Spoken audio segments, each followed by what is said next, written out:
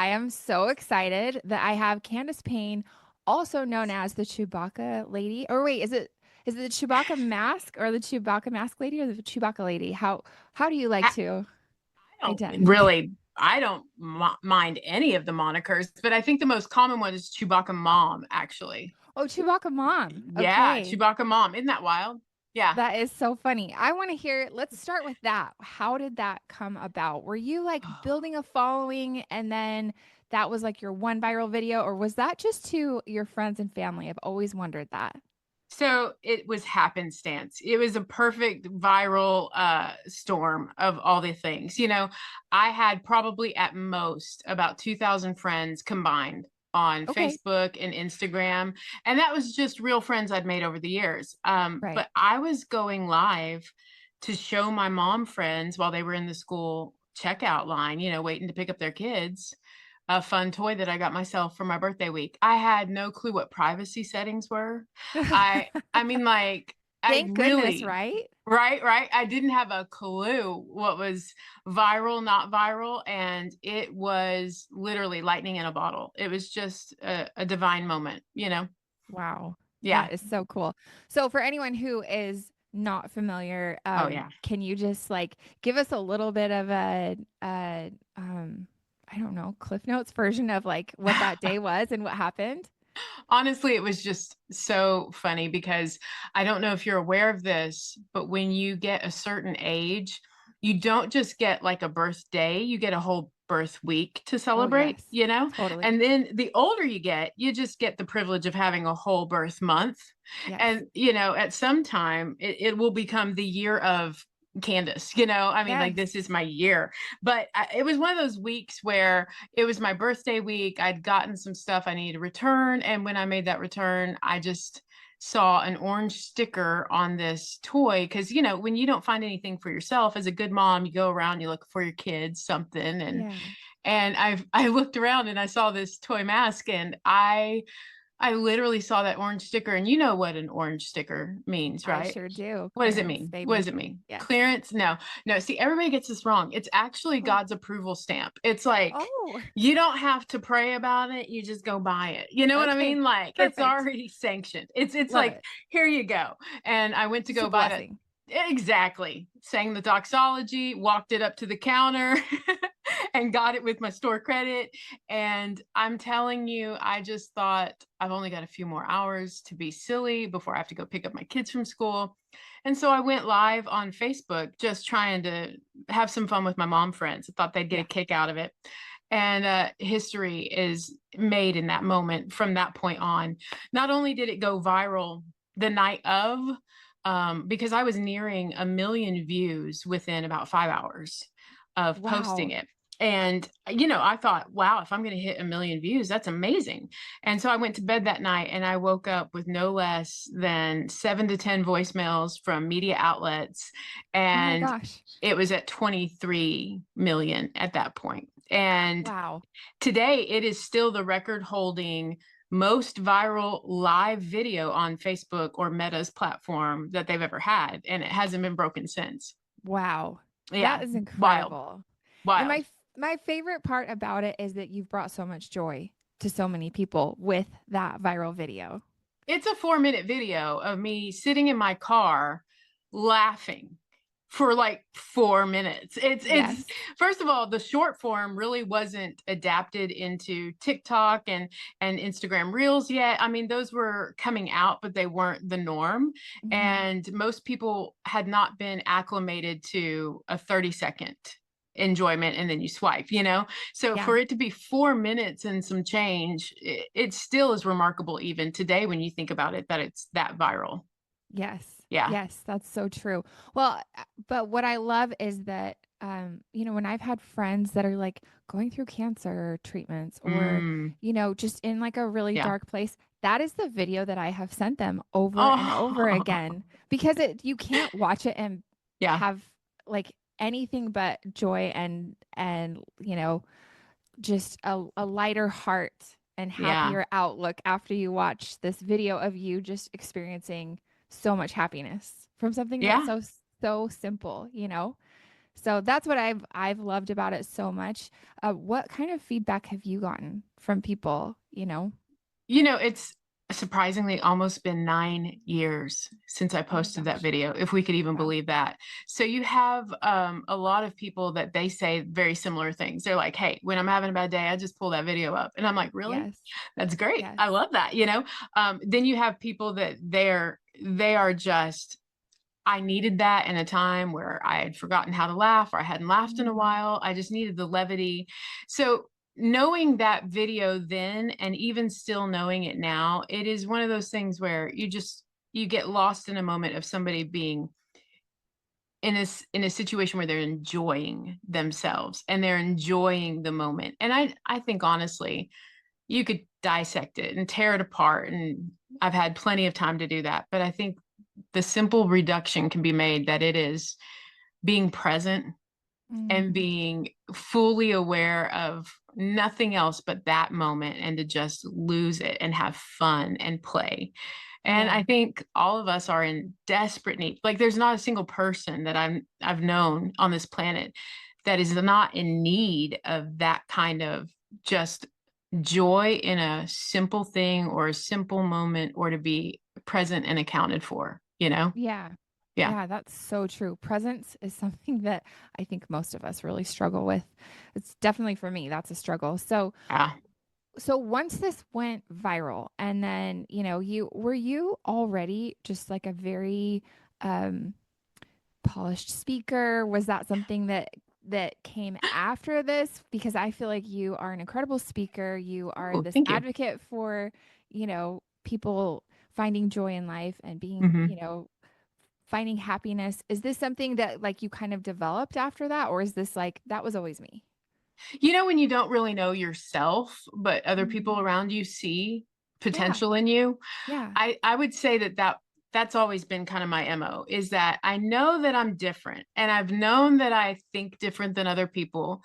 And what I started to see in people messaging me was, my goodness, can you just tell me what makes you that happy? A lot of Yeah. people were assuming that I was on some drugs or something. And Yeah. I'm like, not at all. That's just me on a Tuesday. And so I remember thinking, gosh, is this really hard for the average person Yes. The to answer is really yes. find joy? And so then I felt like there was a connection with, oh, maybe this is innately something that I get and Mm, that I could give as well. And I started to really become somebody that looked into that more. You know, um, when you have a viral video, there's a lot of things that can come from it positive. There's a lot of things that can come from it negative. I would yeah. say for me, I had zero intentionality when I posted that video to become what I am doing and being right now. I Hmm. had every intention on being a good mom, Mm, a good woman, a good human. yeah. I had the desire to just do my best, do Right. my best at what I could do. Right. And when this kind of opened up doors, and not just one door, I mean, multiple doors, I had already kind of laid a foundation in my personal faith and my personal life that whatever kind of God gave me, my yes was already there, and I didn't need to negotiate. I just Mm, needed to have the yes already on the table for him, and whatever was open, I would walk through. And I've spent about 9 years really walking through just a lot of incredible open doors and a lot of incredible moments that have just happened from that viral video. But I never had a desire or the intention to be a author or a speaker for a lifetime goal. Like there's other things that I yeah. had wanted to do, and I was actually a worship leader and a songwriter and singer in my local churches growing up. And that's, if I thought that I would have any kind of like notoriety or people finding me, I thought it would be Hmm. through that medium, but Right. never for not a single word of wisdom and just sitting in my car with a toy laughing my head off. I mean, you can't Yeah. predict that stuff. So No. absolutely unplanned, absolutely unforeseen, Hmm. but in a weird way, totally groomed and ready for the moment, if that makes Right. sense. Yes. And you were ready to say yes. I love that you said Yeah. that. You were ready for that. I mean, tell me a little bit about your faith journey. Like, what prepared you for that when you said, like, I had been working on that personally in my life? Like, what did that look like? Well, up until that point, I actually had been spending a year. So the video came out in 2016. Mm-hmm. In 2015, on my birthday is when I usually had planned my own New Year's resolutions. Okay. I don't like to do it on January 1. I like to do it when I kind of turn the year. Okay. And for me, that's in May. So my birthday is May 13th. And from 2015 to 2016, I had decided that I was going to have an Esther year from something that I just heard in a sermon. And I was like, you know what? I think this is my Esther year. And if you know anything about the Bible story with Esther, there's a verse that says that maybe you were made for such a time as this. Mm-hmm. And in the first half of her journey, she basically found herself in a palace with a king. And the first 6 months, she was just going through all of these things to beautify her and to Mm-hmm. remove any impurities and to like kind of just take away things that were not of the norm for where she was living. And I felt like 2015 was a year where the first half of my new year, I spent just kind of detoxing from all Mm-hmm. the mental garbage I'd bought into my whole life about my identity and who I was and what I was limited in doing, what I couldn't do, what I should do. I mean, I was shutting the should up. You know what I mean? Anywhere that Mm-hmm. I felt like I was living by that standard. And then the second half of my Esther year in 2015, I really felt like there was this beautification process where God was just going to make me beautiful to the world around me, whether or not my physical appearance changed or not, that I'd maybe have some favor in places I'd never had favor before. Mm-hmm. And so I was just kind of gearing up for that moment. Well, my clock turned. May Right. 13th came and went, and I posted that video on May 19th, and Okay. just on my birthday week. And from Okay. that point on, after finishing up quite literally this year of just saying, I'm going to just think different and be made for whatever comes my way for this time, for this moment, that happened the very week that I had changed and finished a New Year's resolution and started a new one. And it set this trajectory of a complete life change, honestly. And I Wow. felt like I'd prepared the year before for it, not knowing what I was even preparing for. Right. Oh, Yeah. that is so cool.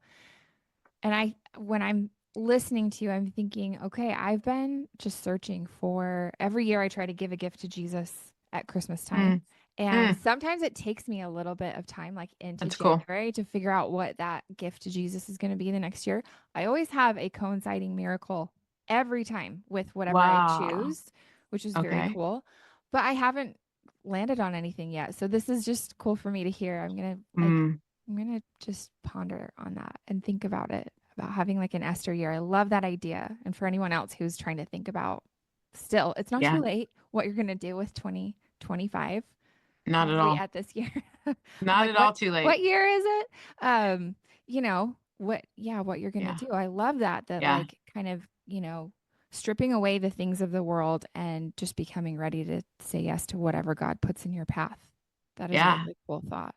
Yeah. Well, and Esther was invited to tables that she wouldn't have naturally belonged at. She Mm. was given authority that she normally wouldn't have been given.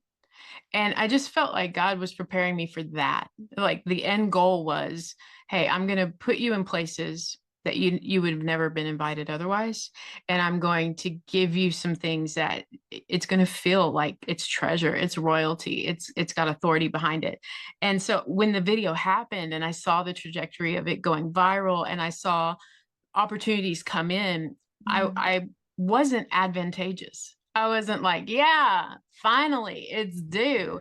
I was more like, oh, this is the thing that I've been preparing for. And what's funny is that random strangers that are faith people and share similar faith as me would just message me. I was just thinking about you, lady. I don't know you from Adam, but this verse came to mind. Maybe you were made for such a time as this. And I would just smile because I'd be like, that's like this Wow. little God wink of, you're right. This is what this moment has been made for, not for my own vanity or for, building a Mhm. platform or starting something like a career. It was made for a moment where I saw a greater need, and the deficit was joy.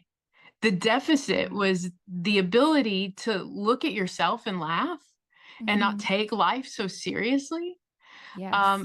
And really to experience a defiant joy. Because here's the Yes. deal. Tell me about, I know that's like your phrase. Tell me about Yes. that, what that means, defiant joy. Oh, friend, it's so beautiful in the fact that defiance can often be looked at as, a little kid that's just being ornery and they're Mhm. defiant and they're just saying no. But when I I have a think of few of those.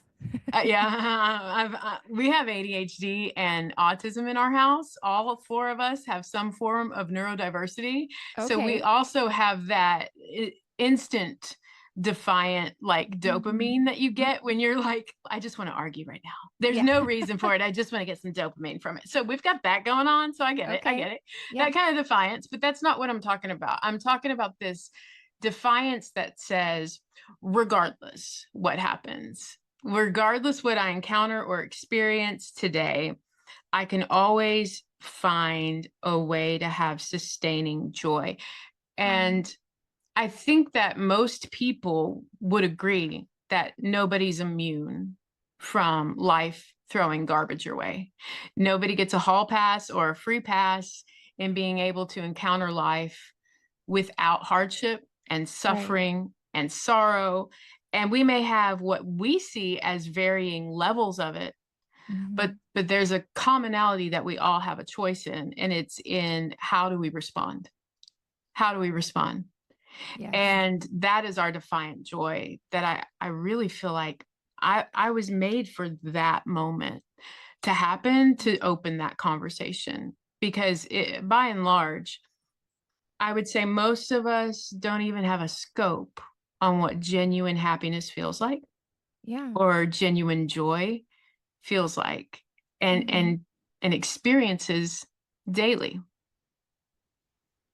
Yeah, tell me about, so when you teach or when you're, giving a talk or whatever, how do you tell people to access that? Because Mm. I agree with you. I think so many people are like, yeah, I do deal with really hard things. Or, Yeah. I one of my favorite quotes is, if you treat everyone that you come across as if they are facing a serious crisis, you'll be right more than half the time.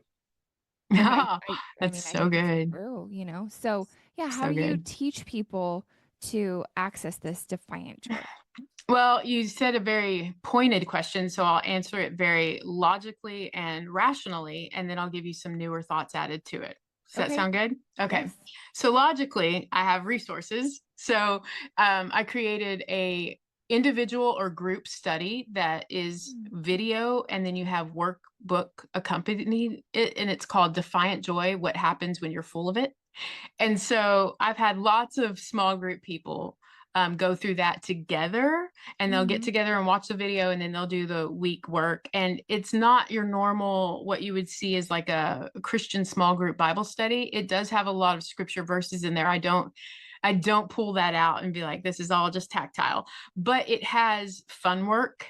So one Mm-hmm. of the things that I challenge people to do in one of the 6 sessions is to get a stone and write on it something that you really need to release that's hindering you from living a life full of joy, and carry it with you for a solid week. You get no free pass on it. You have to have it in your pocket, on your person at all times.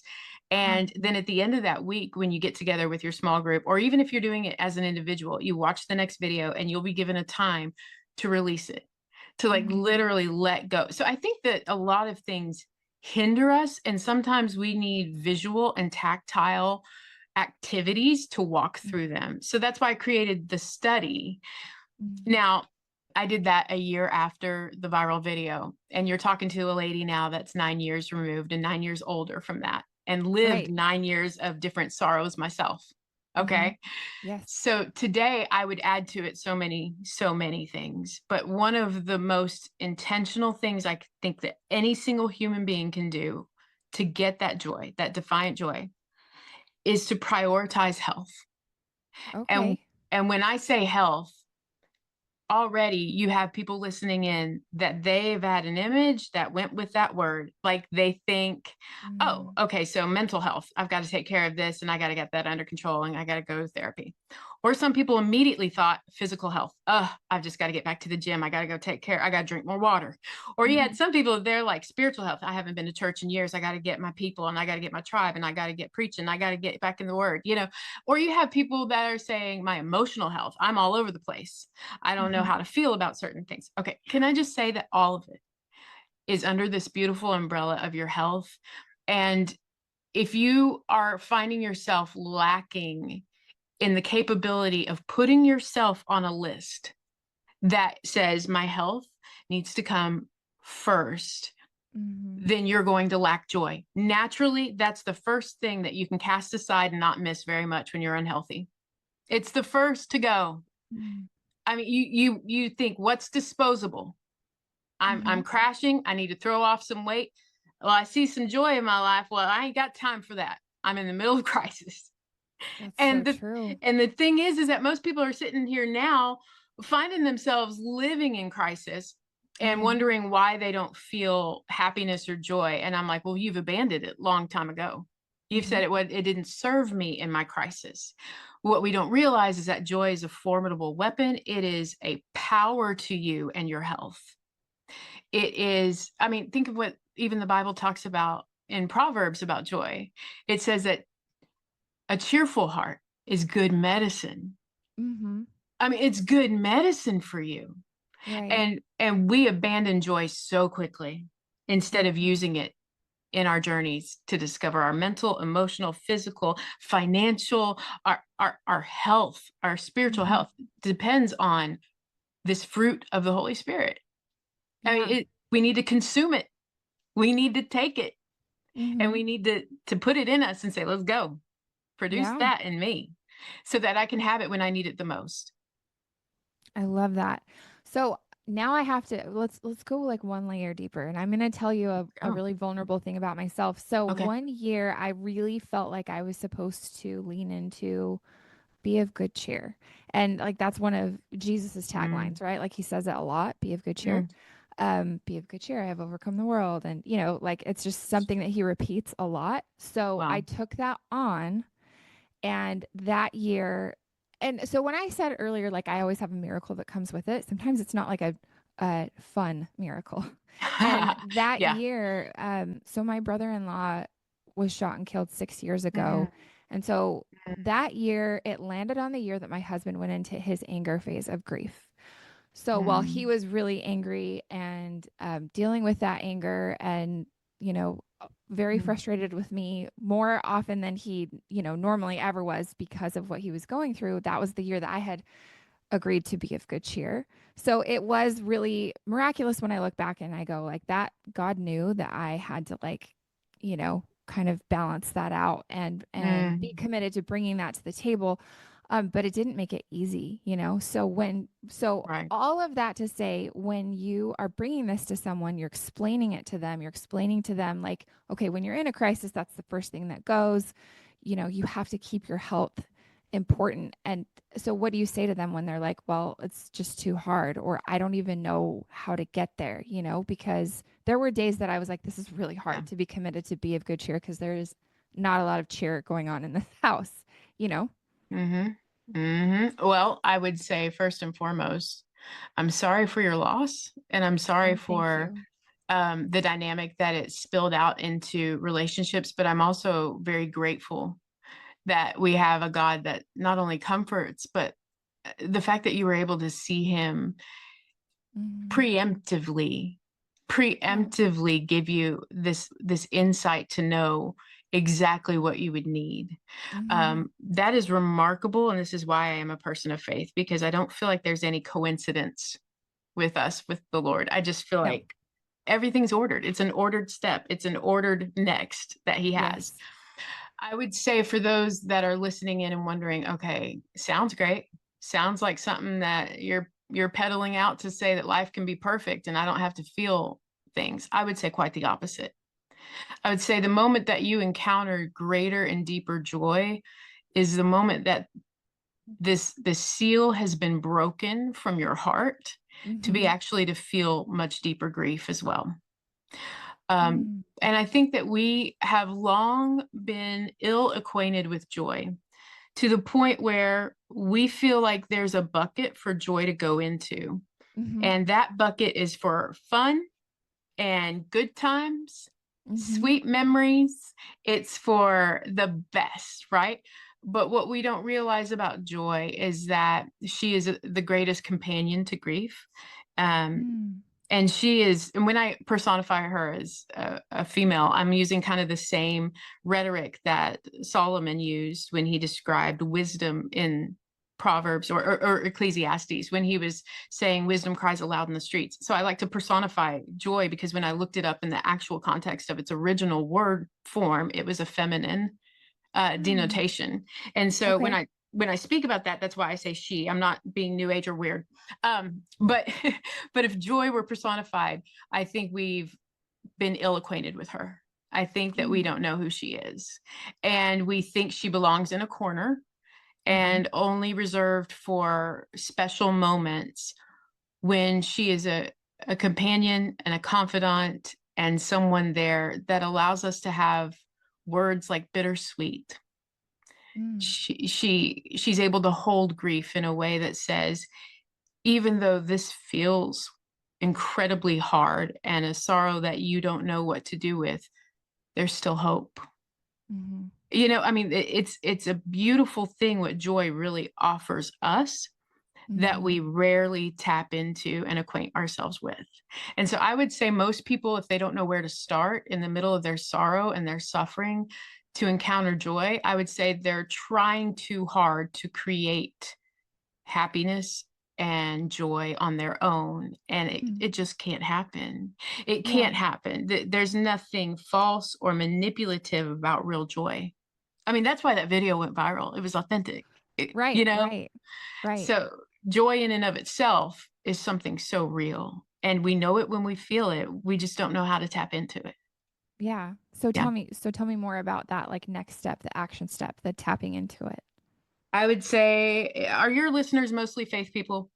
Are they a big, broad category? Okay. So faith people, let's talk. I would say the biggest thing that you have, I'm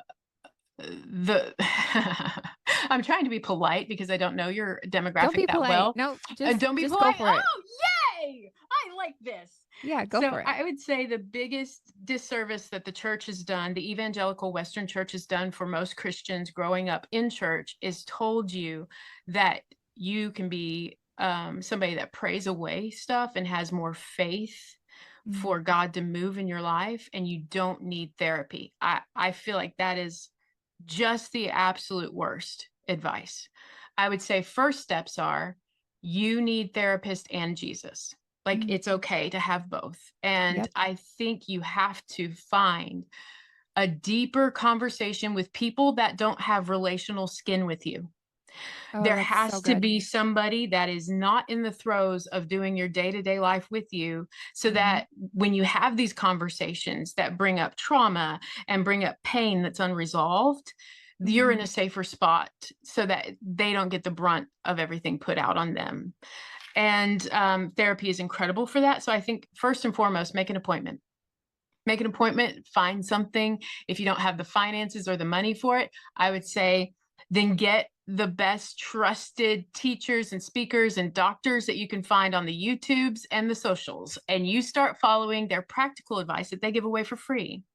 Because some of those things exist that may be small sound bites that could change your life. Now, the worry and the fear that I say with that is that most Christians that I know, and even myself, are in danger of taking mantras and little 2-minute sound bites and making them their entire identity, instead of relying on the Word of God and prayer to be a companion to that. So first steps are get in therapy, undig, and take out the root and the rot. But do not forsake your faith. Do not forsake prayer. Do not forsake meeting with your other believers. Do not forsake being accountable to the hard work of what it looks like to go within and be present with all of your emotions and all of the stuff that you bring to the table that has made you who you are right now. Face it. That's where you start. You want to get to know joy? Face your junk. You Wow. can't Yeah, separate them. that's so true. And having someone who you said is not emotionally, um, you know, there's no skin in the game. What did you say? Something like that, where I was like, Relationally. yes, So, for example, I've been married for 23 years. And congratulations. thank y'all. We like each other still. We're doing That's good. awesome. We got teenagers in the house. So Oh, that's fun. that's a whole other different podcast. And I love being a mama. I love my teens, but it is a different ball game, right? Yes. But I will say this. We made a pact early on that my husband was never going to be somebody that talked to me about my physical appearance or tried to coach me in my physical health, or me him. And it's not that we can't have the conversations of, hey, you know, check up on yourself, go to the doctor, let's make that appointment. Here's a gym membership, great. But we were not each other's accountability partners. We Mhm. reserved somebody outside of our relationship to be that for us in that area, because we valued the relationship that we had as intimate lovers and friends way too much to muddy it with any other kind of emotion. So I knew Mhm. relationally he had skin in the game in one way that I Mhm. wasn't going to give to anybody else, right? Right. And so I needed an external person to now take that on and be Mhm. that person for me. So if I need conversations about my weight training or my health or my food diet or anything that I'm trying to figure out in life with that, I go to a doctor. And I don't sit Yeah. and hash that out with my husband. His job is to tell me how pretty I am and to Mhm. feed me chocolate when I need it and not ask why. You know, I mean, like Yeah. he gets the joy of being that, because relationally we have a boundary to go, listen, it's not that I don't get to be myself fully with you and you. No, it's just that I value too much this other part of our relationship that has deeper significance to me that I Mhm. don't let anybody else have. Why would I put that category in here now for it to be muddied up with that, and me to be wondering, do you now have that intertwined with your thoughts about my physical appearance if you're always telling me to get in shape? And it was just something we knew early on. Relationally, we were going to put our equity in one spot, and that was our love and our Mhm. intimacy and our Yeah. private time, and it wasn't for anybody else. And I would say the same thing for your mental health. There are some people in your life, I dare say this. You said I didn't have to be polite, so I'm not Nope. going to be. Don't bank on your pastor that has zero mental health coaching or capabilities to be your mental health relational person. They're Right. not that Or a marriage person for you. counselor. Right, right. Yeah. No, they didn't go to school for that. And God bless them. They're doing the best they can with what they're doing, and that's not their job. So Right. you have to know relationally who is in your life for what purpose, and then put the boundaries up for who doesn't need to be there for that purpose. Mm. Yeah. That's so insightful.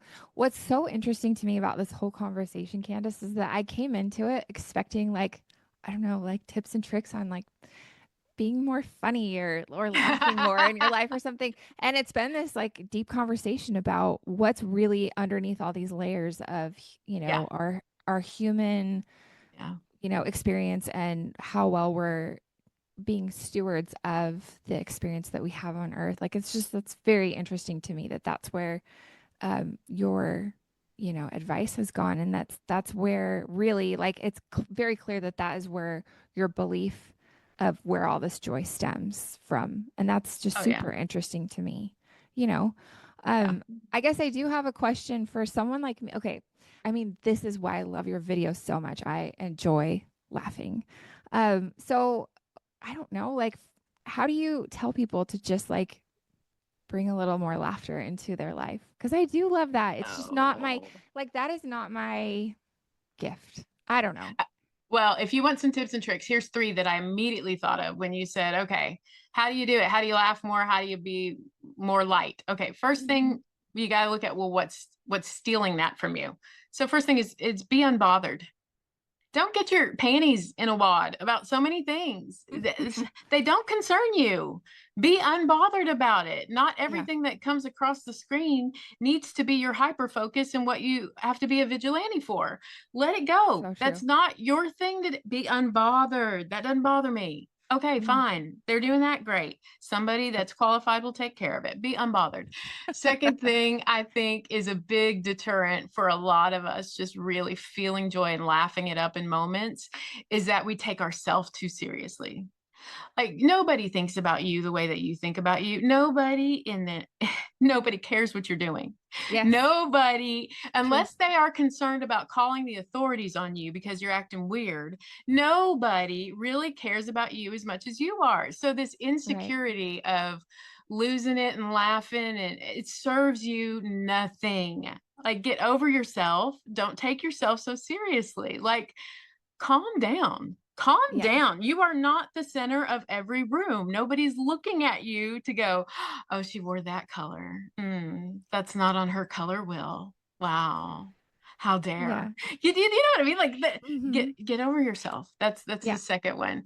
And then I would think the third one, and this is my favorite to just tell people if they want to have real joy again, you got to prioritize it.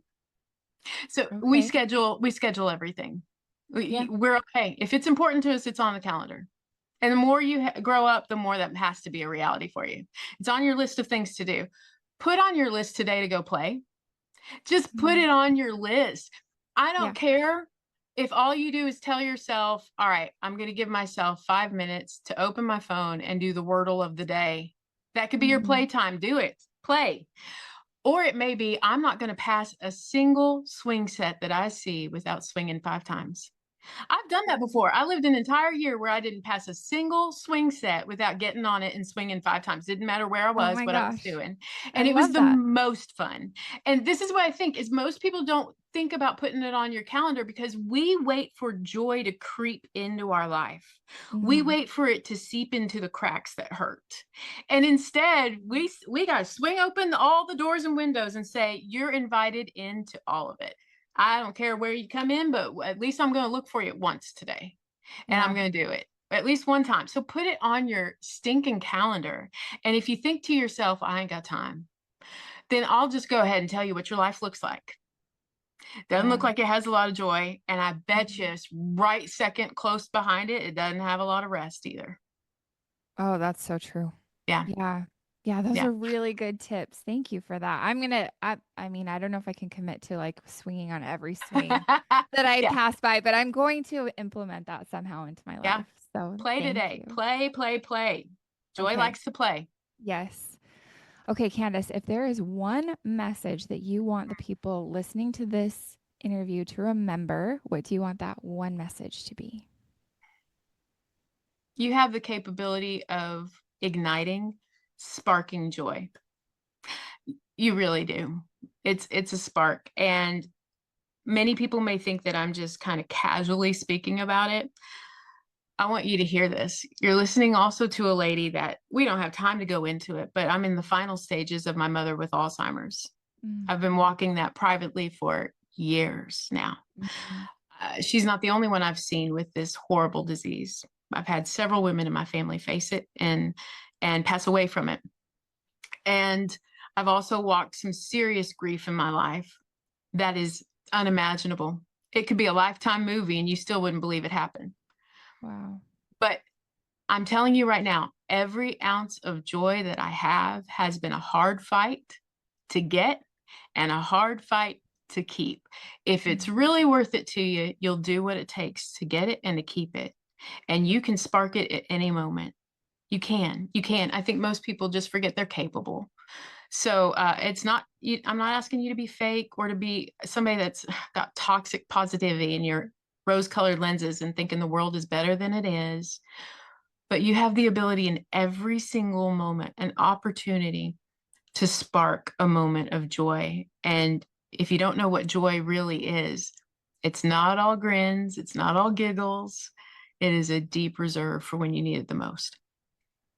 beautiful. Thank you so much. Candace, You're where can welcome. people find you and follow, your joy. And I know you Aw. speak. You said you have a book. Tell me all of those Yeah. things. So you can find all that stuff on my website. That's the easiest place. It's CandacePayne.fun. Oh my Not dot gosh. com, not dot Awesome. com, but Yes. dot fun, Fun. And there's no I in my name. So not in Candace or not in Payne. It's all A's. So CandacePayne.fun is where you can find my website. And I've got several books out, and I've got a couple of Bible studies for small group or for individuals for you to do. You can go on Amazon Prime today and buy the videos and watch all the videos on any of my studies. And then also, just follow me on my socials. I'm there doing fun stuff. I'm trying to make social media social again and fun again, Yeah. So it's where we're at. Love that. Thank you again so much, Candace, for your time. This was such a Welcome. joy. Thank you. Thanks so much for listening to Mint Arrow Messages. We're so grateful that you spent time with us today. Make sure you go follow us at Corrine Stocco or at Mint Arrow Messages on Instagram. And then if you have a second and you love the show, I would love it so much if you'd leave a rating or a review on Apple Podcasts.